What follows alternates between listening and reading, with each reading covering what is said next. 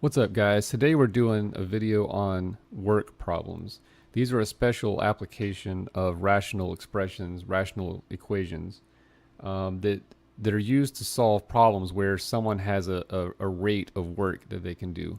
So in this example, Joe can paint a room in 9 hours. Tom can paint the same room in 7 hours. How long will it take to paint the room if they work together? So what we want to do is think about these work rates as a rate, as a fraction, a ratio. So for Joe, he can paint one room in 9 hours, and so you can think about it in how much work you can do divided by how much time it takes you to do it. So he can do so for Joe. Joe can do one room in 9 hours. Tom can do one room in 7 hours.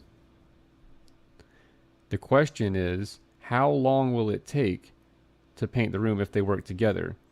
So what's the question here? Is the unknown it's the unknown the amount of work or the amount of time? The amount of work they're going to do is one room. What's unknown is the amount of time it's going to take them to do it. So we have Joe, here we have Tom, and here we have the problem that we're looking for, the answer, okay? Joe can do one room in 9 hours. Tom can do one room in 7 hours.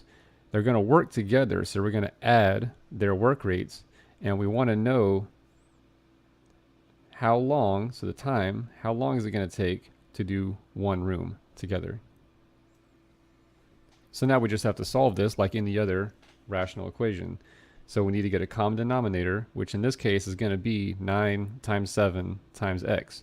So I need to multiply each denominator by the other two denominators. So this is going to be, I got to multiply here by 7 and by x. So I'm going to get 7x over, now what is 9 times 7? 63x. If I multiply these together, that's 63x. Over here, I got to do 9 and x times this fraction. So we get 9x over 63x. And then that equals 9 times 7, which is 63 over 63x. So in each one of these, I'm just multiplying by the other two denominators to get my common denominator.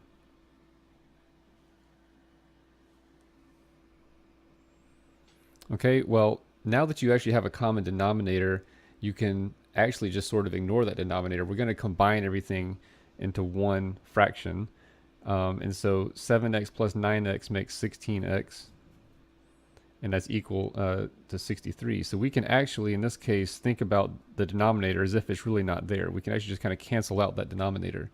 And so I'm going to add these together. That's 16x, and that's equal to 63.